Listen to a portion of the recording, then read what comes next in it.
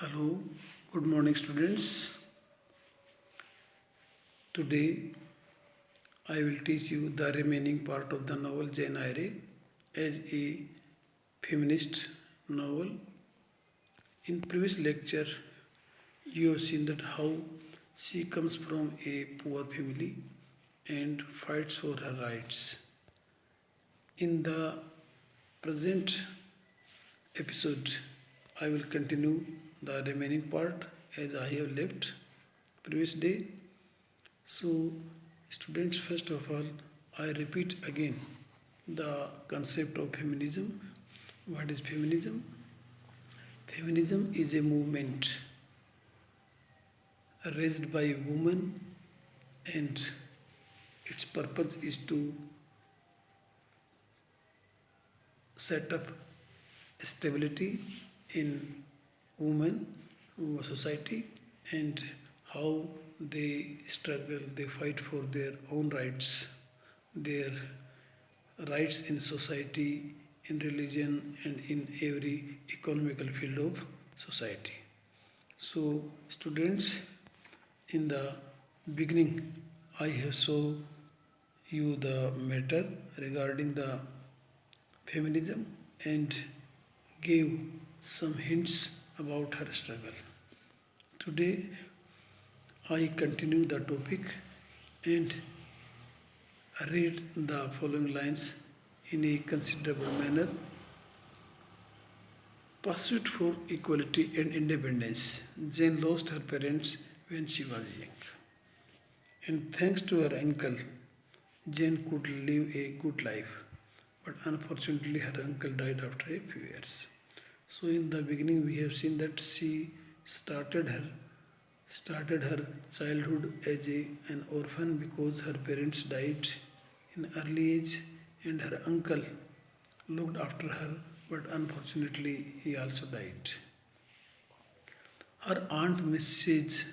Reed, Sarah Reed, regarded Jane as a jinx and had three children, John, Elijah, and Georgiana, neglect and abuse Jane. They disliked Jane's plain looks and quiet yet passionate character.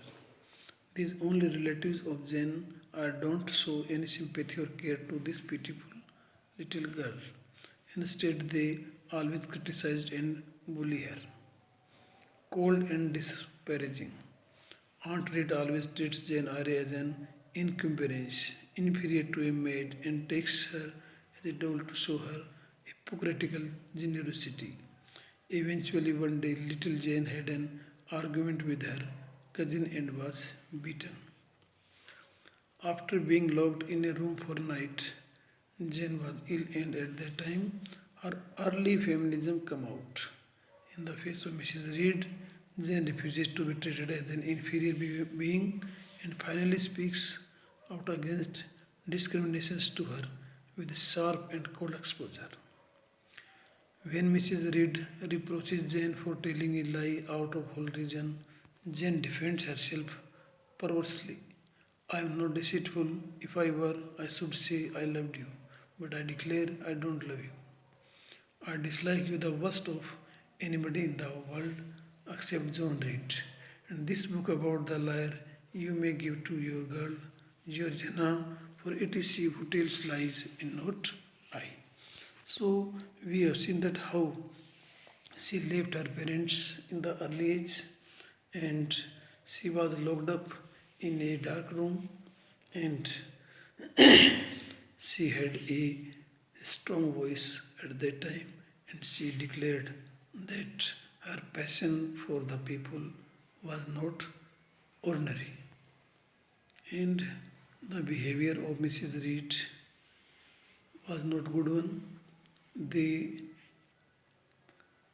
considered him, considered the girl in a very neglectful manner. They had a cold sympathy for them. Only it was a pomp and show for her that she was their cousin. In other people's opinion, Jane should be great thankful to her aunt rather than being rude. When Jane is about to leave Gateshead to the charity school, Mrs. Reed thinks she can make Jane frightened by her status, and decides to give a hypocritical and sanctimonious talk to guide Jane to express gratitude in front of Mrs. Lloyd the apothecary. But Jane refuses to be this rich lady's doll, being treated as unemotional and shameless. She retorts back straightly and powerfully, "How dare I, Mrs. Reed? How dare? Because it is the truth. You think I had no feelings and that I can do without one bit of love or kindness. But I can't live so. And you have no pity. I shall remember how you pushed me back roughly and violently pushed me back into the red room and locked me up through to my dying day. Though I was in pain, though I cried out, have mercy, have mercy. Aunt Reed, Jane's rebellion against Mrs. Reed and John represents her feminist consciousness in getting esteem from other people as a decent and respectable person. The little Jane was sent to Lowood boarding school where she learnt a lot and became much stronger and independent. So we have seen in the episode that how she reacted against the deeds done by Mrs. Reed. She accepts the challenge to go to the school rather than to stay at her residence as a doll. She retorts at saying that she was locked up in the red room and had no pity. So there is a voice against how she raises her voice against Mrs. Reed. During Jane's staying in the orphanage of Lowood, which is a benevolent institution in name but hell in fact, her understanding of esteem becomes deeper. She is aware of the fact that even in the face of powerful and authoritative people like the chief inspector of this charity school, Brocklehurst, as long as her esteem and dignity hurt ruthlessly, she will never submit but rebel against it decidedly. Pursuit for esteem the whole this time spending in Thornfield is the most splendid part of the whole book. Meeting with Rochester and fell in love with him, neglected with reflected the feminism in Jane and her new thoughts.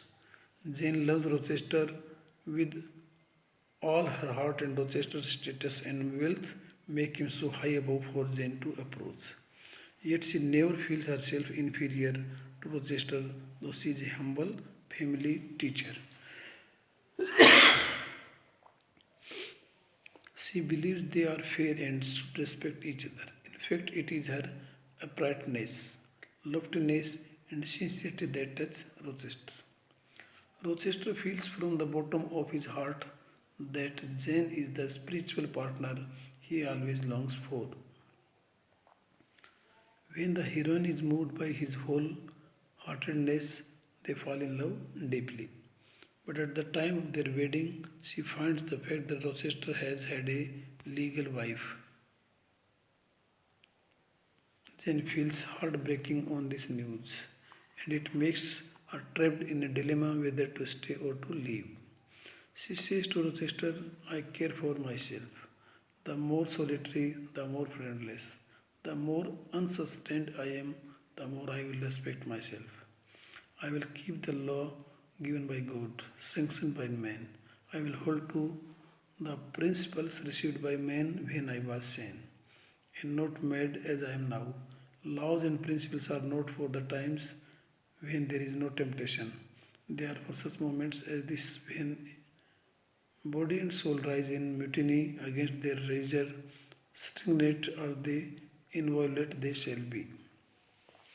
Although she had a deep affection for Rochester, she could not stand any compromise in her marriage. She is the whole one and cannot be laughed or argued by others in this respect. She wouldn't give up her independence and self-respect. So she chose to leave her beloved one and wanted to make a new life. As the end is known to all, Jane returns to Fernanden manner and marries Rochester. Mr. Rochester then loses sight of both eyes and disabled. But in this circumstances, circumstances, circumstance, Jane Eyre comes to Mr. Rochester caring for nothing but this man. She says, I find you lonely. I will be your companion to read to you, to talk with you, to sit with you and wait on you, to be eyes and hands to you. Cease to be so look so melancholy, my dear master, you shall not be left desolate so long as I live. Jane Eyre doesn't think that she's him making a sacrifice. She says, I love the people I love. Is that to make sacrifice? If so, then certainly I delight in sacrifice. In most people's eyes, nobody would like to marry a man who loses his sight and sight most of his wealth. But as to Jane, she is different in her mind. Pure love is the meeting of hearts and minds of two people. Jane Eyre is unique in Victorian period. As a feminist woman, she represents the insurgent woman eager for esteem.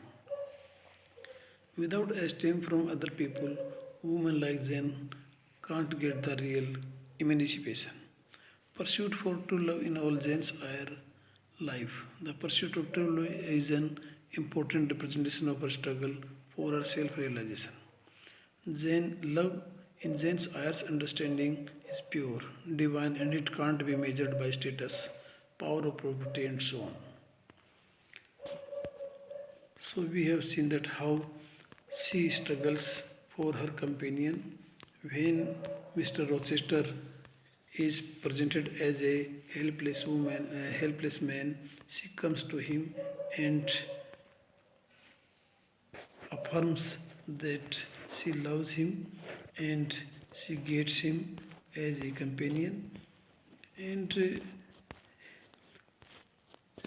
she is ready to fight for her true love and she not only fights for her self-respect but for the respect of Mr. Rochester also.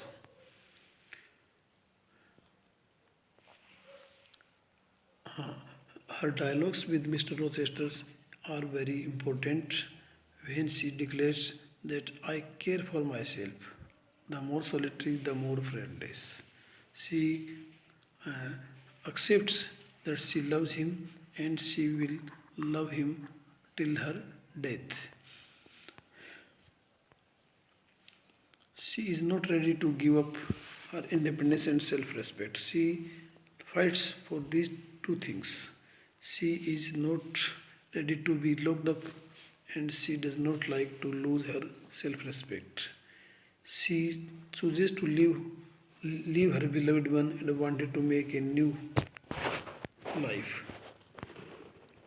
As the end is known to all, Jane returns to Friendon and marries Rochester. Her love for Rochester is very permanent.